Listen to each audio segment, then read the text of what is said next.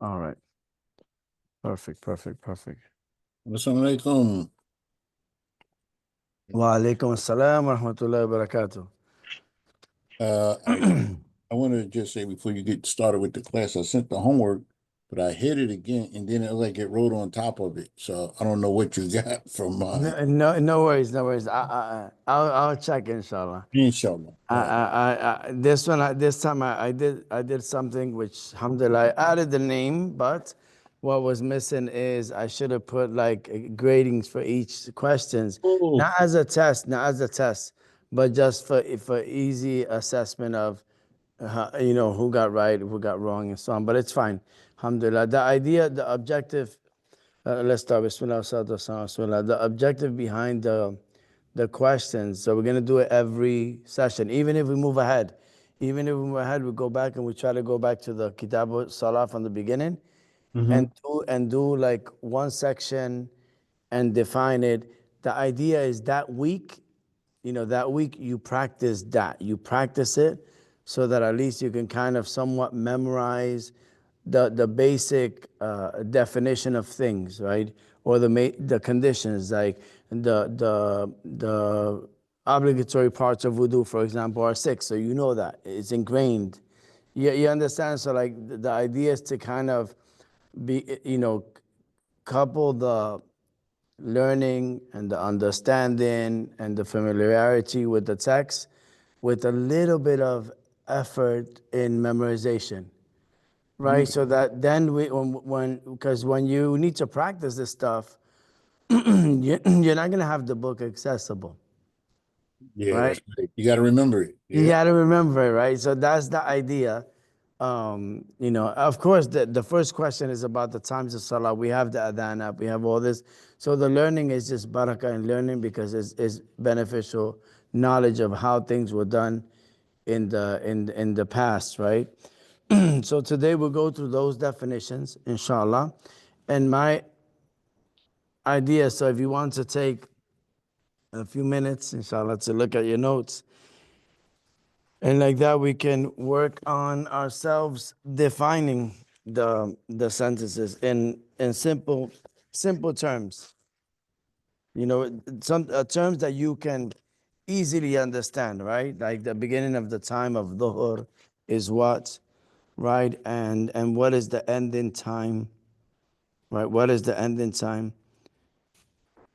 All right, so let's begin. So we have Sister Mariah, we have Brother Abdul Wali, Brother Rashid, and Brother Charles in session, alhamdulillah. So let me send this link. Bismillah. Okay. Okay. Sorry, Bismillah.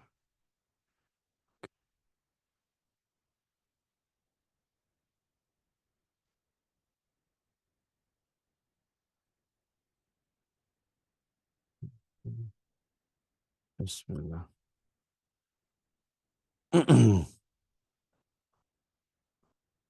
Perfect. Okay. All right. So we are on. I think Brother Tony asked for the link. Alhamdulillah. So, okay, the first one. So we have the as-salat, as-salat al-mafruda, al-mafruda. Okay, as-salat al-mafruda, al-mafruda means it comes from the word fard, and fard means, what does it mean, Sister Mariah? Obligatory. Okay, fard means obligatory. So that's so as-salawat al-mafruda khams. As-salawat al-mafruda khams. So go ahead, Brother Rashid. Can you try to do it just with the book closed? Bismillah. You see that? Try it. Try it, Rashid. I don't have the book open. I didn't. That was an instruction just in case, right? Oh, okay. Alhamdulillah. Right. So, so you want to know which The, one? the the beginning time of dhuhr and the end time of dhuhr.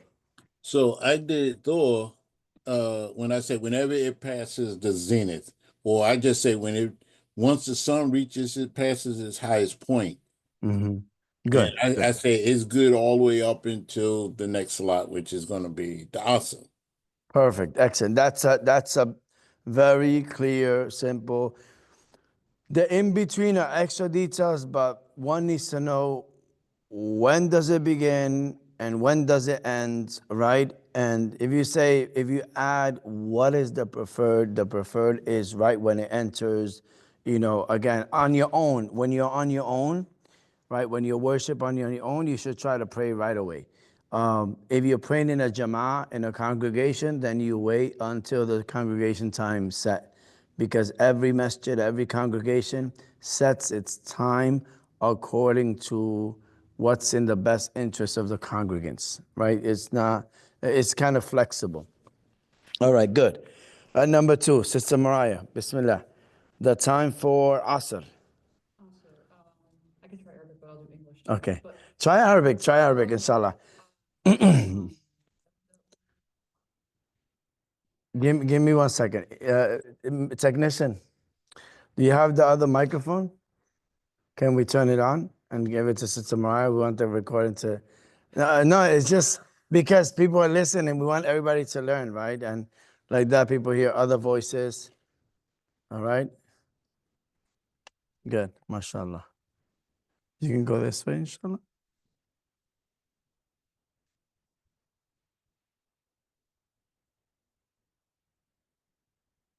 Let me turn this.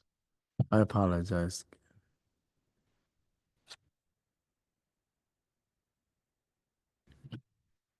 You got it? Yeah, I just need to reconnect yours. All right. You can... Bismillah ar-Rahman ar-Rahim. Here? Okay.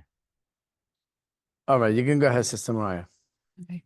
وقت العصر إذا تولي ذل نفسه تولي شيء وينتهي إذا غروب الشمس. So it starts when the object's length is like about this, like the same as the shadow, and Yeah. then it ends at the sunset. Okay, mashallah. So yeah, so the beginning time is when the object is minus its shadow's length, right? Minus its shadow's length, right? And then it ends with asr, right? This is the That's the العصر أول وقتها الزيادة على ذل المثل, because ظهر ends الزيادة على ذل المثل, right? At the end, and that is the entrance of asr, in other words. So, and then it ends على مثل ذلين, right? The similitude of two shades. Right, but in ikhtiyar is maghrib. In the Hanafi madhab, it begins with the mithlain, like two shades. In the Shafi is one shadow, the length of one shadow, and it ends asr time. So that's good, mashallah. All right, Bismillah. Who else did the homework? Sister Tashmima. The time for maghrib. Assalamu alaikum. The time for Maghrib, it begins when sun sets completely, and it lasts long enough for one to perform the adhan, wudu, to cover the aura, and then perform ikama, and then pray the 5 rakah. Perfect, mashallah. Excellent. And so that's typically that's the maghrib time, right? Waqtuha wahid. That is the time when it enters, and that's the length of time. But it can end, like, let's say, like the time of the entering of Isha. Isha, before Isha. Okay, yeah, so that's the end. Okay. The next one, brother, who want to take the next one, inshallah? Who is AMK? Tony? Yeah. Okay, Assalamu got you. alaikum. Walaikum salam wa rahmatullah. Is that your business name? Just joking. Nope, nope, that's just my initials. Oh, mashallah, nice. Got you. Okay. So now the night prayer. We're gonna try it. Tony, with the book closed. All right, everybody, book closed. All right. I don't want to make it difficult. Just I'm Rashid. Everybody, book closed, inshallah. All right. Just like if you're asked, when is the time for Isha? When is the time for the beginning time for Isha? I said right when it is completely dark. Okay, good, good. And it is permissible until the farthest the end. Right before the sun rises. Yeah, until Fajr. Fajr, yeah. Until Fajr, until the entrance of Fajr. Okay, the Adhan of Fajr. Good. Brother Charles, if you ask about the Fajr time, when does it enter and when does it end? Fajr time enters at dawn Mm-hmm. and it ends at Dhuhr time. Dhuhr time. Good. So the Fajr is a little bit different. Fajr is a little bit different because there is another timing. There is another timing. Maybe I didn't emphasize enough on it. The other timing is when the sun rises, Sun rises. right? Mm. Because Mhm. then after sunrise, there's another prayer. There's another prayer. But let's say you overslept, right? Then whenever you wake up, you pray it. It will still be making it up, but you still fulfilled it. Okay. MashaAllah. So we got the awesome. So we got all the Assalamu five. alaikum, Imam. Walaikum salam wa rahmatullah. Jazakallah khair, mashallah. So we got all the five prayers, okay? So now I have a quick question. yes. So say like I'm out in the desert without a phone or anything. How would I know when Isha and Fajr actually start? Like if I look up at the sky, what am I looking for? So it mentions in the text إذا غاب شفق الأحمر. When any redness, you know how it's sunset? When all the redness in the sky, if you're in the desert, it's mostly is easier to see. All the redness is you can't see it, like in your horizon to the length of what you can see, right? There is no redness, it becomes dark. That's the entrance of um, Isha. Okay? So that's why these times are important. That's a very good question. Let's say you are you going on a trip and you're going to the safari and you're going to the desert and let's say you go to Morocco and you take a long trip and you want to take a drive to Algeria or a drive to Timbuktu, to Mali, and you have to go through the Sahara Desert, right? And maybe there's no phone towers there, and you have to, and your GPS doesn't work, and you want to know when it's your time to pray, right? Then it's good to or just say your phone dies, right? And now you need to charge it, and you're on one of the four-wheelers, right? The bikes, and you're going and how you look at the sky, right? So you look at the sky, so you have the time for dhuhr, right? Okay, the sun is straight up in the sky. Then no, then once it tilts a little bit, then dhuhr entered, right? And usually they used to put like a stick like this.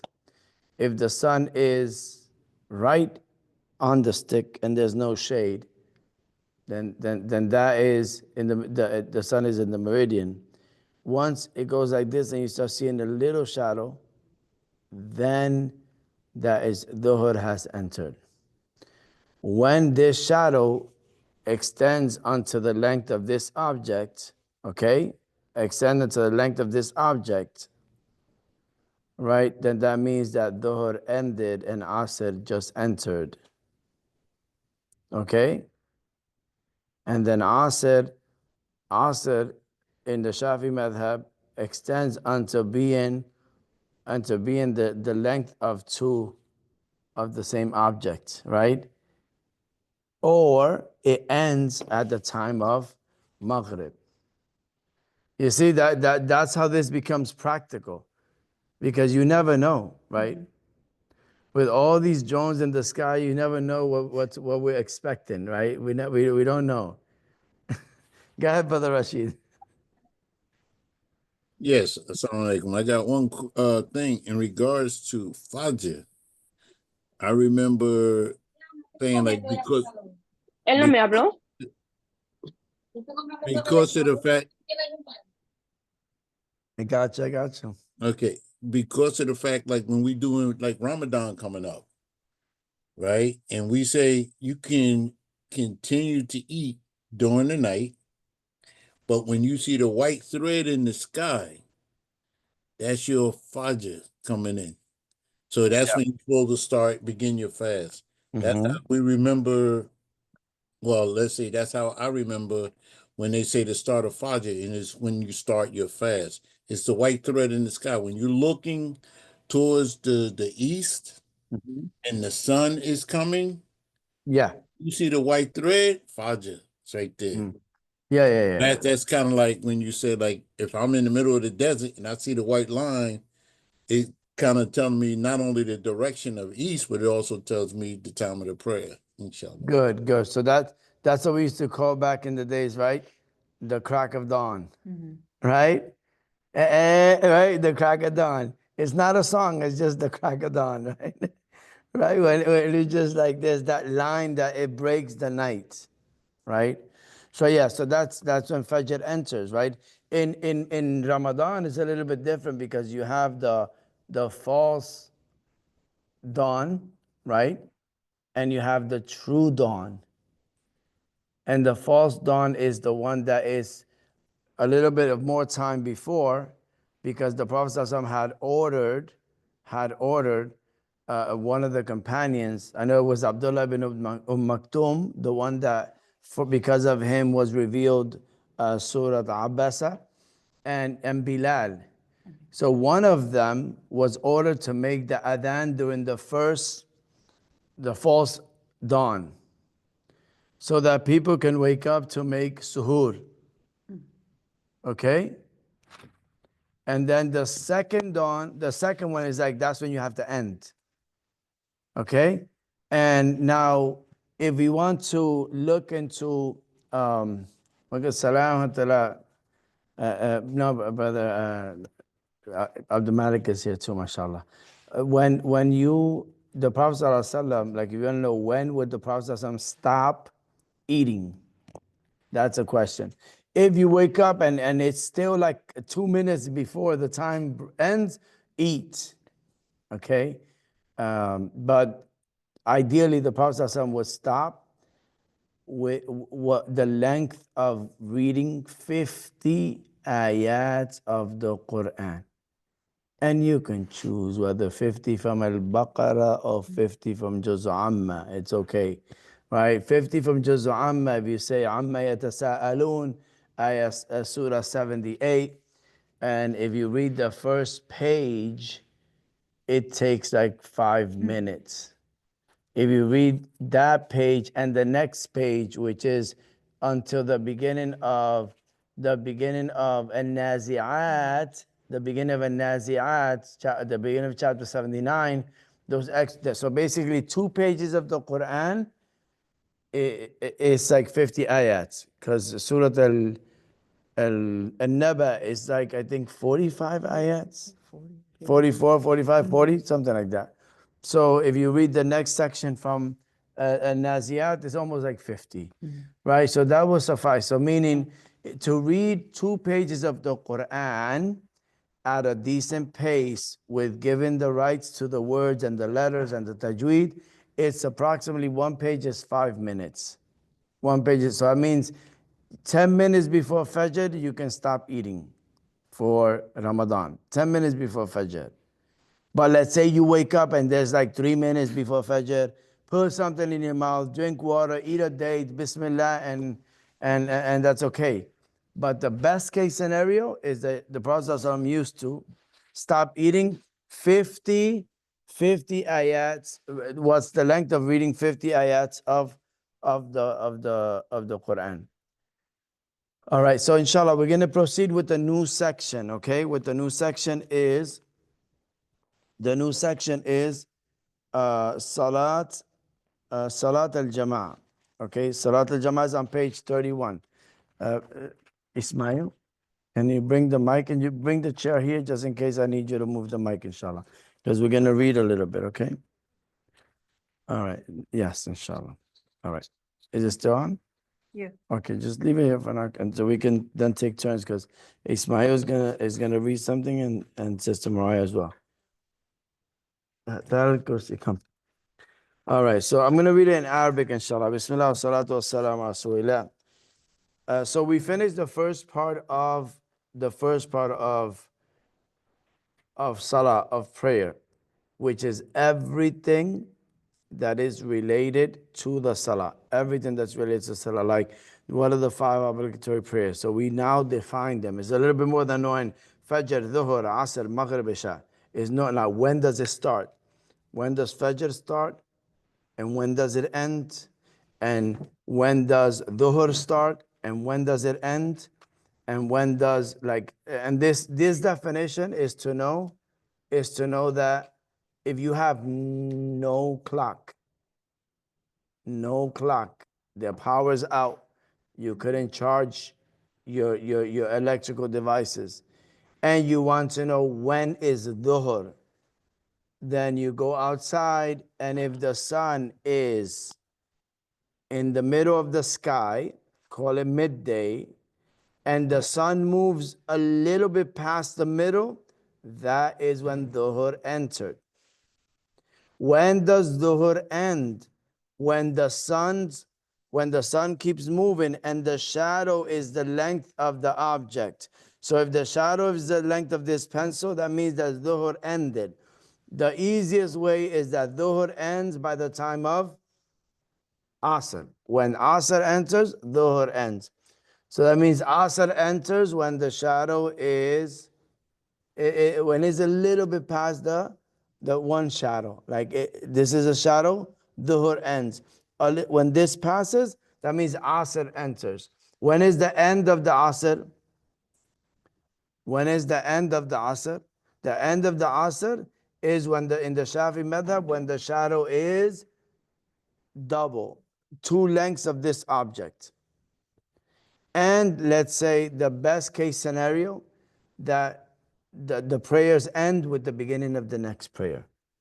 All right, so let's say if you make your prayer after the entrance of the next prayer, then you are making it up and you don't get the reward for fulfillment of the prayer on time. Because Allah says in the Quran, Inna salata kanat ala al-mu'minina kitaban mawquta. So, the prayer for the believers is set at a specific time, right? So this is the time. If you pass the time and you do it, you are making up that prayer. You will get rewarded, but not the same. Okay? So that's why it's good to know the beginning and the end of the prayer. So then Dhuhr, and then Asr, and then you have Maghrib. Maghrib, it says, Waqtuha wahid, the time is 1. وَبِمِقْدَارِهِ ما يؤذن ويتودع ويستر العورة ويصلي 5 ركعات.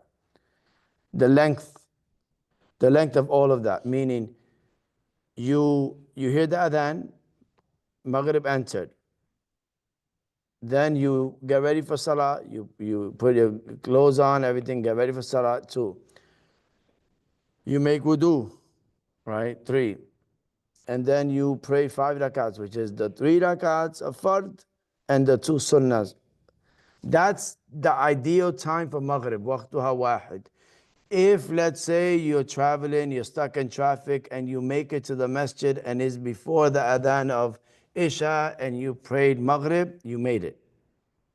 Like the extended time is the entrance of Isha. Okay, so the entrance of the next prayer is the end of the previous one, except for Fajr. Fajr, the end is Ishraq al-Shams, is when the sun rises. Okay? But if you woke up late and and it's not by choice, you put the alarm and you didn't hear it, like happened to me today. You know, my boys came to Fajr earlier than me, you know, and I still came, but I didn't hear the adhan. I didn't hear the alarm. Right, but I still was before the sunrise. Okay? So that's that. Okay, so now I have a that's quick what we, question. yeah. Just so you can give me the mini version.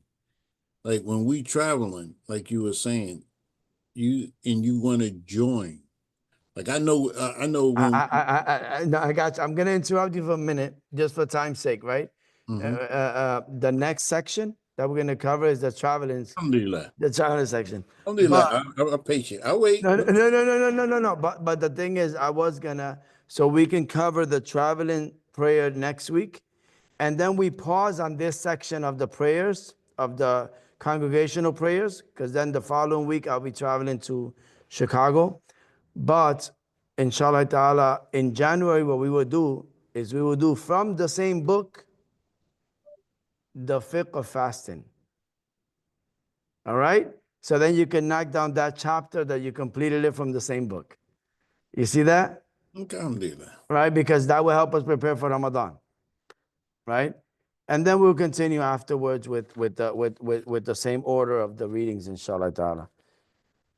All right, so Salatul Jama'ah. وصلاة الجماعة سنة مؤكدة وعلى المأمون أن ينوي الإتمام دون الإمام ويجوز أن يتم الحر بالعبد والبالغ بالمراهق ولا تصح قدوة الرجل بامرأة ولا قارئ بأم وأي موضع صلى في المسجد بصلاة الإمام فيه وهو عالم بصلاته أجزه ما لم يتقدم عليه وإن صلى في المسجد والمأمون خارج المسجد قريبا منه وهو عالم بصلاته ولا حائل هناك جاز. Okay, so do me a favor, brother. Bismillah ar-Rahman ar-Rahim, brother Charles. Let's start. Since everybody got kind of like a chance, let me have brother Abdul Malik start off, inshallah. So read the congregational prayer, the first two sentences, inshallah. First to Assalamu alaikum. Assalamu alaikum. Bismillahirrahmanirrahim. Congregational prayer is an emphasized sunnah mu'akkada. Followers must intend to follow, but it is not required that the imam intend to lead. Good. Continue. Okay. So if you look, it has a number 11 on the right. Okay. The reason I'm highlighting that because it's important. Because the muftis, the two of the top muftis, of course, besides Imam al-Shafi'i, were fatwas were Imam al-Rafi'i and Imam al-Nawawi. Okay, and there is a book that's translated in English, extract from the opinions of Imam al-Nawawi and Imam al-Rafi. It's called Reliance of the Traveler or Umdat al-Salik. So in the Imam al-Nawawi states that the stronger opinion is, and I want to relate it to COVID, the stronger opinion is that Salat al-Jama'ah is fard al-kifaya. It is a communal obligation. What does this mean? That's why when COVID happened, some masajid still had a few people come and pray Salat al-Jama'ah in the masjid, but not open to everyone else. Why? Because if a few fulfill it, then the ummah is absolved from the sin. Like we did yesterday in the masjid, because there was a brother by the name of, I think it's Ronald, 86-year-old brother Ronald. Let me double check. I believe it's Ronald. Bismillah ar-Rahman ar-Rahim. I don't want to get it incorrect. Bismillah ar-Rahman ar-Rahim. Yeah, I think it's brother Ronald. So he was 86 86 years old and he passed away, accepted Islam away from the community, maybe never visited a masjid because he accepted Islam in the hospital, right? And they didn't give him the service as a believer. They didn't wash him. They didn't janazah. And you know, people in this society, because of finances, because this funeral business is really expensive, they just go the easier route and just get it cremate him. So in order to absolve the ummah, the community, from carrying that sin, right, of not fulfilling his rights, we did a salat al-janaza ghaib, a salat al-janaza of absentee, just to give him that right that we prayed, and the whole congregation stayed and we prayed it yesterday. Alhamdulillah. So so that's what the salah in congregation is fard al-kifaya, meaning if it's being held, everybody is absolved.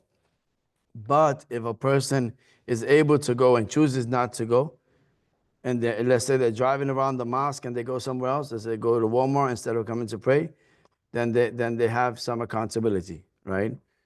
So that's all right. So that's a sunnah mu'akkada here is emphasized sunnah. Okay, the author came before Imam al-Nawawi.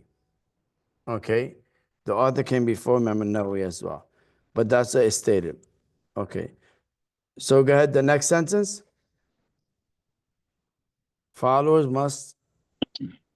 It is followers, next sentence is, you want me to continue? Oh no, so you read the first two. So Yeah, I the read the first followers two. must look. So the followers must intend to follow al-ittiba'. But in the Shafi'i madhab, they don't intend. They're not required to intend the imam, right? They're not intend. Why? Because let's say somebody you miss salat al-isha, and you have, let's say, brother Rashid is praying 2 rakat sunnah. I don't want to just go and pray my salat al-isha by myself, and Rashid is the only one in the masjid. So I'll go and tag along, tap Rashid on the shoulder, join him, let him pray his sunnah. So basically the intention in the Shafi madhab is not a requirement to be with the imam. You see that? So now I pray with Rashid, he finishes his 2, I continue to finish my 4. So that's where this principle comes into practice. Some people do it, but I'm just going to let you know that if you're going to try, if somebody does it, let's say I'm praying, I made Fajr, but I missed my Sunnah of Fajr. Pay attention, okay? I prayed Fajr, and I missed my Sunnah of Fajr. After Fajr, I got up, and I'm going to make my Sunnah of Fajr. And somebody comes and they didn't make Fajr. So they come and they join me and they tap me. Now what do? I was making Sunnah al-Fajr, right? So I am silent. But now because he tapped me, I was Alhamdulillahi Rabbil Alameen Ar-Rahman Ar-Rahim Maliki Yawmiddin. I lead him in Salah. Right? Loud. Right? Just to lead him in Salah. So at least he made the Salah in Jama'ah, I made the Salah in Jama'ah. And what is the proof behind this, right? And just to be, it's not, and when I share the proof, is for the position, is not to counter the other views. I want to make it clear, right? It's not like that's why this is the best choice. No, we're learning the school just to get an idea, right? So number 1 is the hadith that the Prophet ﷺ saw a man praying in one side of the masjid and another man praying in the other side of the masjid.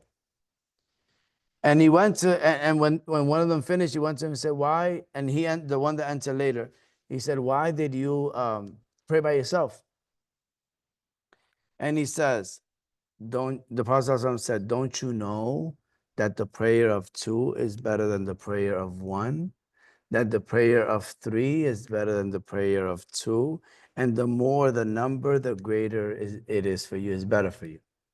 So that was the advice of the Prophet. So that's the proof that you can join somebody in prayer and you don't have to like say, are you praying Fajr? and talk to him during salah, because you can't do that. He can't respond, right? Because it invalidates the prayer.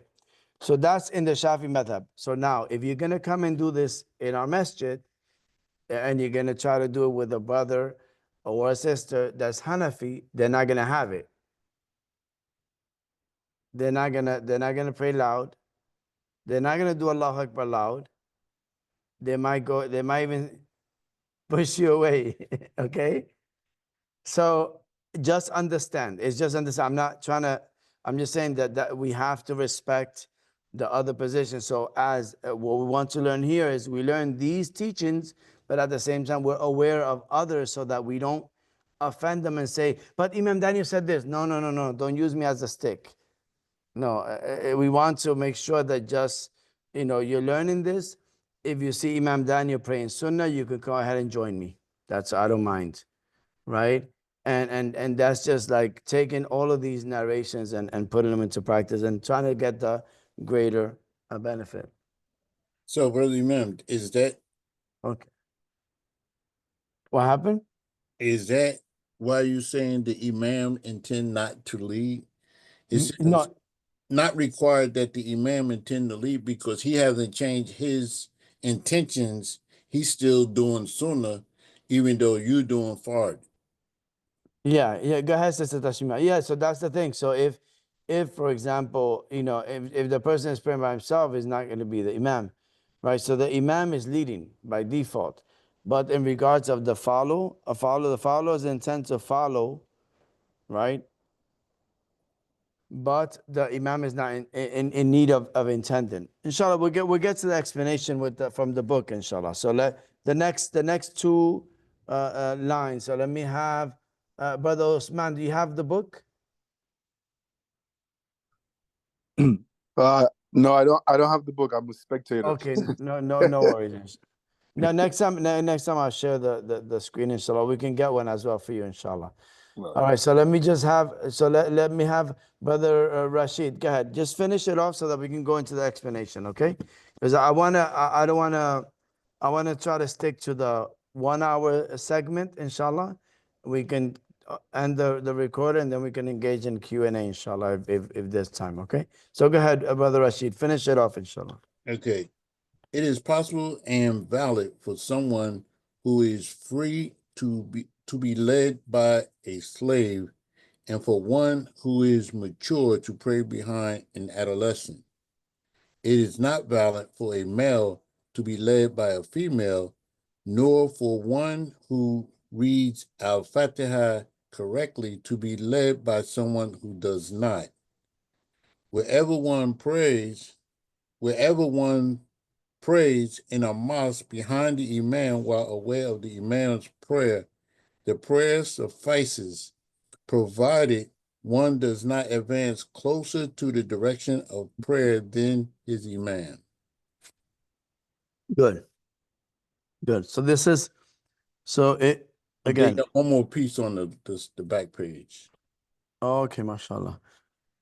All right, so let me give Brother Anthony, finish that part, inshallah. The page 32, the top. Brother Tony, if the Imam prays inside the mosque. Assalamu alaikum.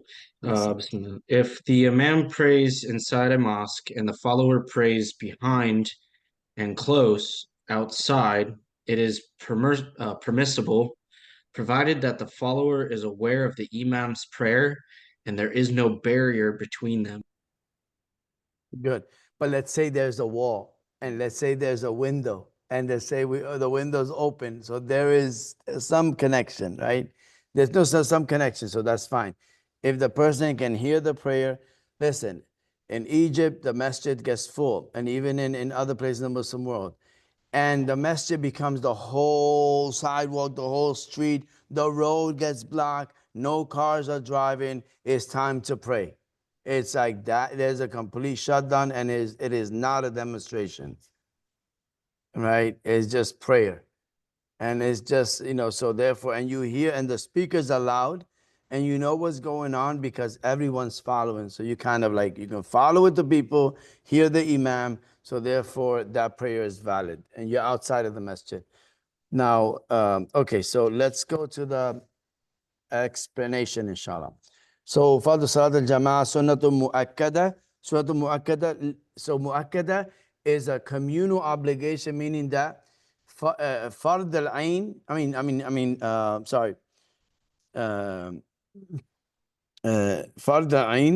Fard al-Ain is an obligation on everyone. Like Fard al-Ain, we all have to pray 5 salats. That means that's the highest level of obligatory. Then you have Fard Kifaya. Fard Kifaya, let's say we made janazah for the brother yesterday.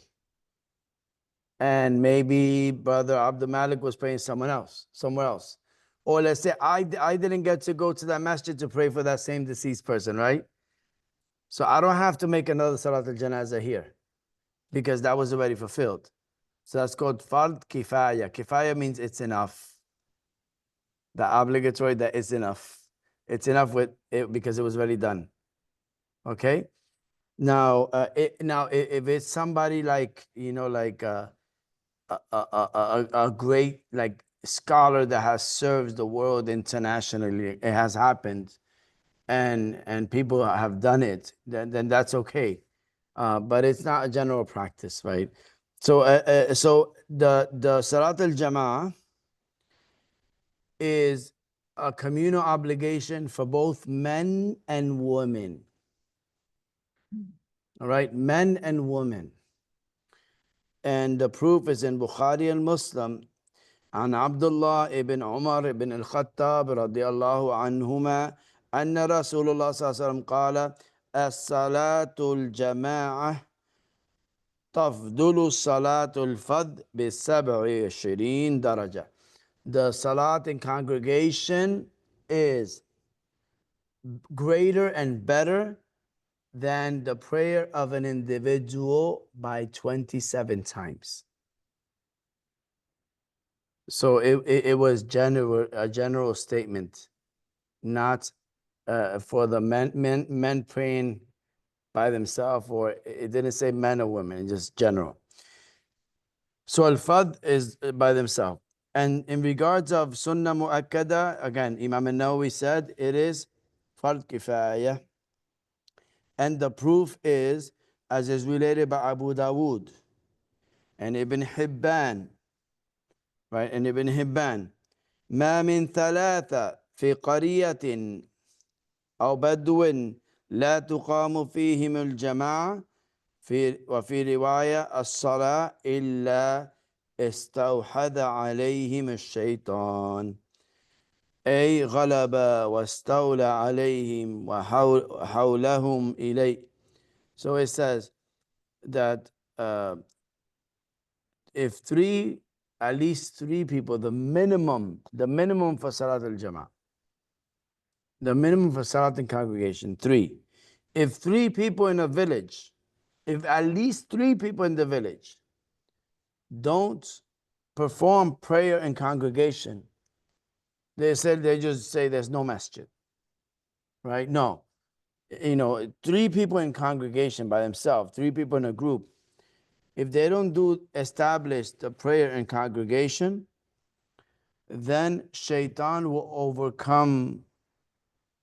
Shaitan will overcome them, right? Shaitan will overcome them, and will be in the village. Basically, will be in the village. Will overcome the village, right? And as a consequence of the blame for all the village, because nobody established the congregational prayer, right? So that's important. Today I prayed. There was a brother that prayed. He already prayed Fajr. He saw me praying. And after Fajr you don't pray. But he joined me. And it was nice to have someone next to me praying with me, right? So here it says, وَلِيَسَحَ اقْتِدَاؤُهُ وَيَكُونُ لَهُ ثَوَابُ الْجَمَاعَةِ عَمَلًا. So this, and the intention, even if it's only 3 people, you intend that you're praying in a congregational prayer. Like for example, let's say Brother Ismail. Brother Ismail, you want water? Yeah. Okay, you can take water, inshallah.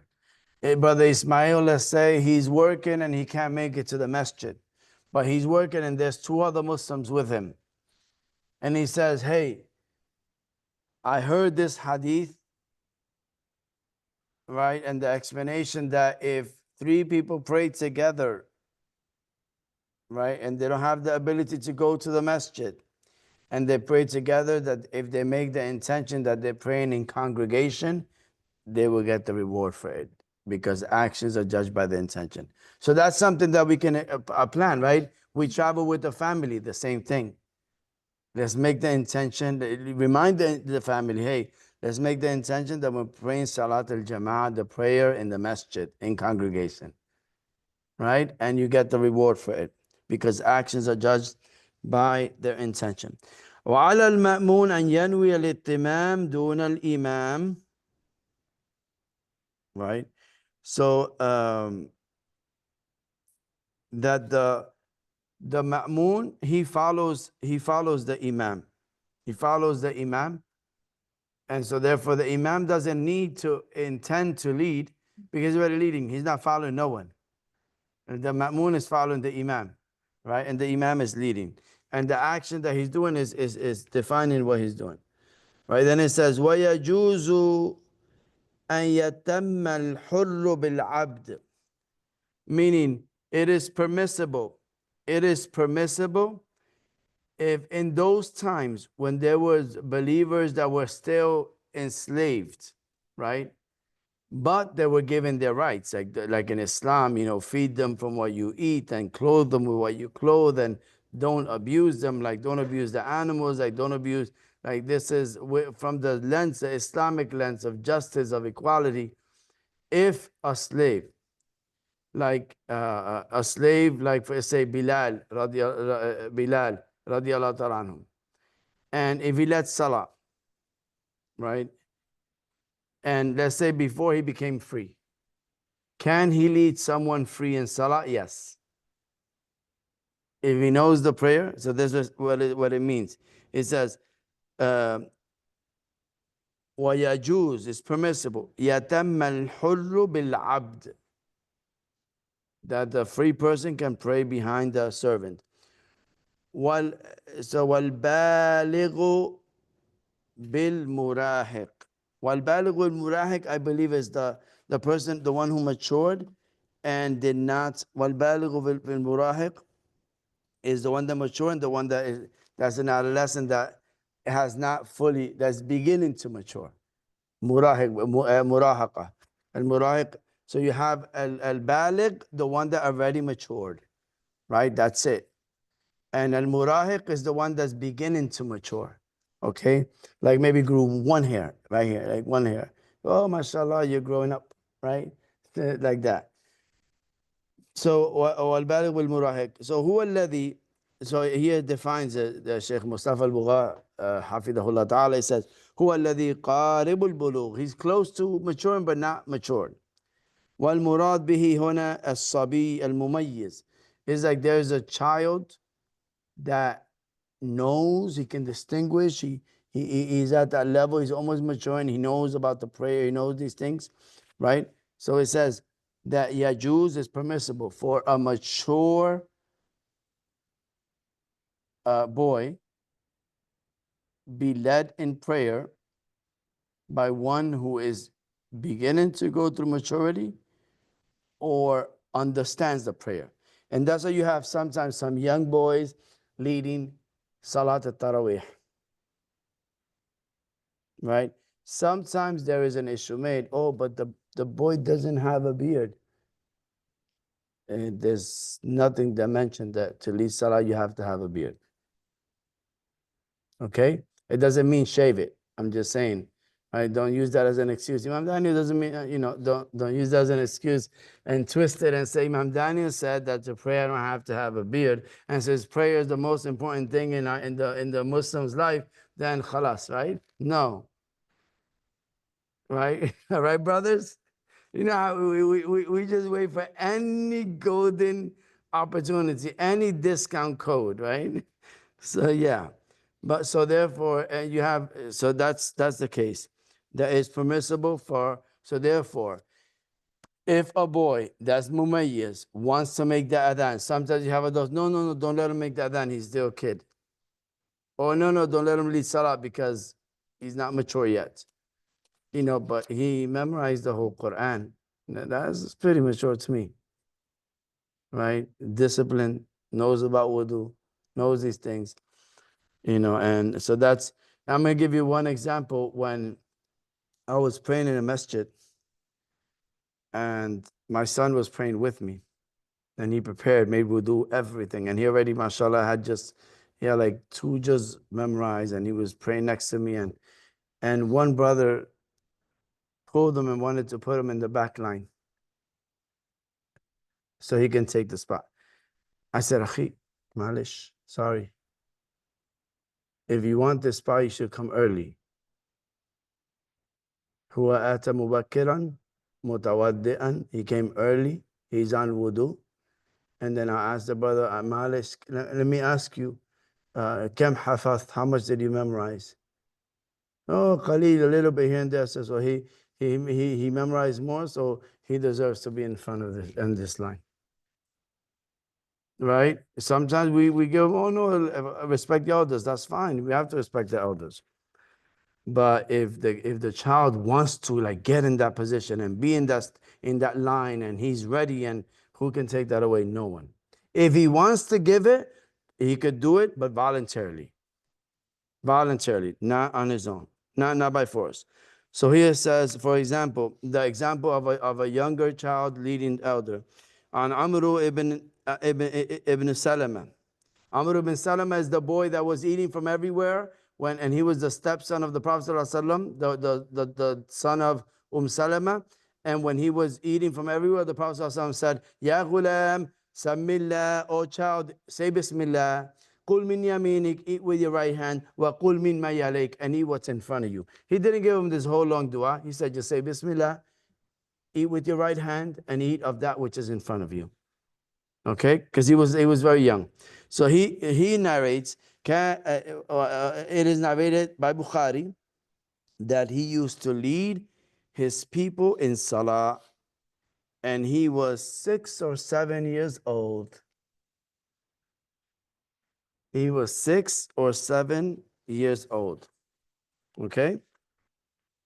ولا يصح قدوة الرجل بامرأة, and it is not permissible for a man to be led by a woman in salah.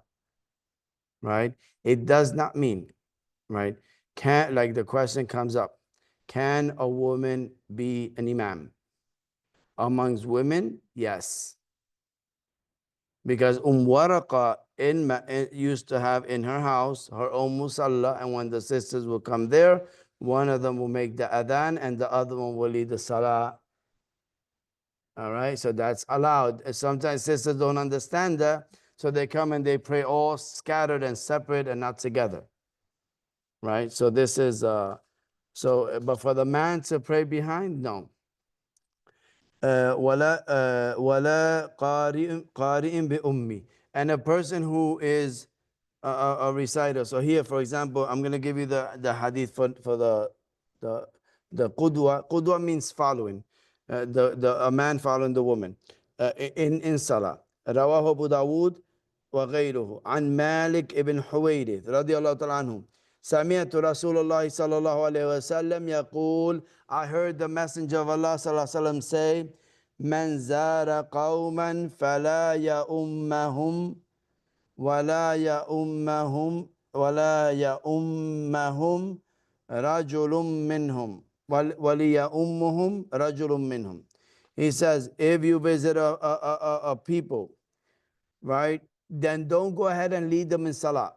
That's why when we visit a home, and they try to push an imam to lead prayer in the home, I said, La, anta sahib al-bayt. You are the head of the household. If they beg and they say, can you please, imam, honor us, please, you don't visit us always, can you lead salah? But by default, sahib al-bayt, the head of the household, should lead salah. But if he insists and you want to honor it, then there's no problem with that. Yes. Like the head of the house is like a woman and you'd have to. So that's what it means. Look, and then it said, and then it says, وَلِيَأُمُّ رَجُلٌ مِّنْهُمْ, and let the salah be led by a man. Let's say, this is a good example, Sister Mariah. Let's say there's no man, head of the household. The sister's running the show. She's working, taking care of her home and managing all the affairs. And now, let's say there's a group and the imam comes and visit, or someone that, then that's okay for her to. That's her home. She's the leader of the house.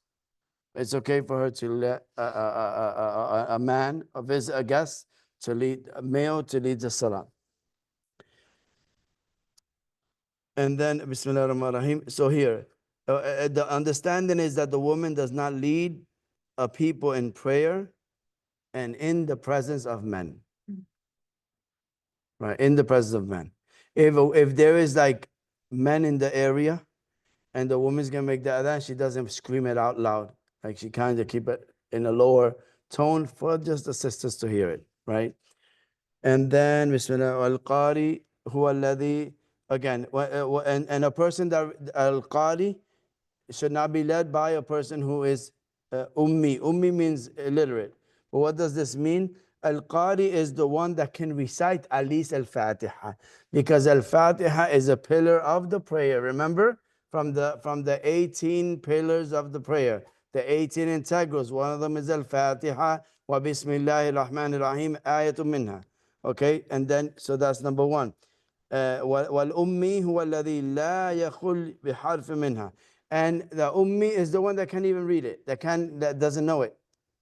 In that regard, it's not just a person that does not know how to read or write in general. Because somebody could just memorize the Fatiha, memorize it well, right? Then they can lead. وَلَا تَصِحُ قُدْرَةُ بِهِ لِأَنَّهُ قِرَاءَتُهُ كَامِلَةٌ. So because if he can read part of Al-Fatiha but not complete, then the other person should lead the salah. Why? Because all of the Fatiha is a pillar. Kamila rukun. Right? If he prays by himself because of necessity, his prayer is valid. His prayer is not invalid. But he should not lead. Like sometimes some people are hasteful and they want to lead, right? I want to lead salah. And then you start hearing the mistakes, right? And they don't know because they don't sit with an imam or a teacher to kind of check them. So they think they for 20, 30 years, oh, I was born and I learned it and I sat with a sheikh 30 years ago. You know, imagine if you had your car in 30 years, you didn't give it a tune-up. Right? It will be the same as you have in the junkyard. It won't drive. It was done. Finito, right? Let's say, right? And then, وَأَيِّ مَوْضِعٍ صلى في المسجد بصلاة الإمام فيه وهو عالم بصلاته أجزه ما لم يتقدم عليه.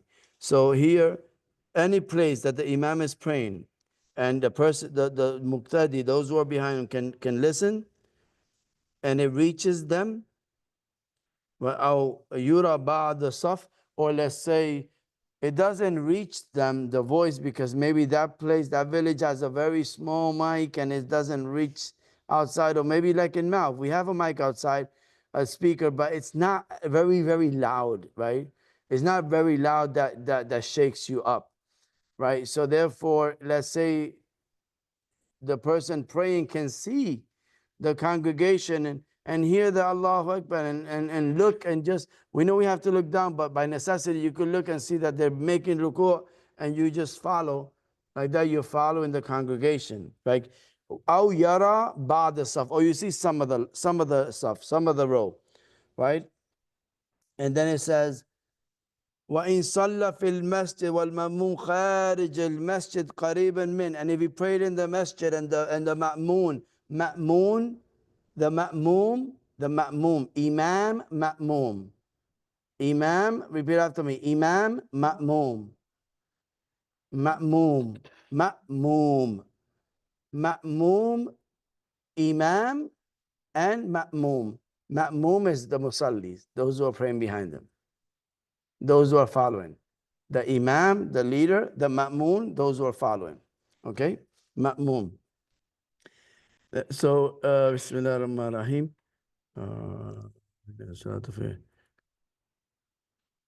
يسمع بالغ. Okay, then it says, and any place that you pray and you're outside of the masjid, right? But you're close to it. And you know you can follow the prayer. You know you can follow the prayer. And there's no wall. There's no hajjs, right? Hajjs could be a wall, but like a wall that's fully sealed. Like there's a window. If we open the shade and they're praying here and we open the window and some of the noise can go and you can pray outside because it's full inside, right? Then your salah is valid. Now, there's a point here that says, وَلَا حَائِلْ هُنَاكَ جَازٍ, right? But it also mentions in the when it says that if you know the prayer and it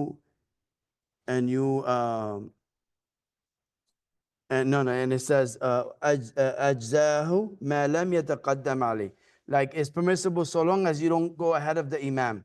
So now I gave this example of outside of the masjid, right? Like in front of the masjid. Would that prayer be valid if I'm praying like in the handicap parking lot? Those that understand the masjid, right? So here's the wall of the masjid, right? Here's the wall of the masjid. And here is the handicap. And the imam is praying this way, right? So here, the imam is praying. So this is the parking lot. And the imam is praying this way. So if this is the parking lot, right? Then the person is praying in the parking lot in the front of the masjid, then they will be in front of the imam. Okay, so it might be better to pray maybe in the hallway where the utility room is, or maybe you just make some space, move the chairs in the conference room, pray there. Use any hall that's here. You can pray in my office because the imam is in front. Okay, because there's that curve and the imam is a little bit in front. So therefore, it's like understanding that you cannot pray in front of the imam. You pray behind the imam. All right, so that's for today, inshallah. That's today's section. Let me just mark it.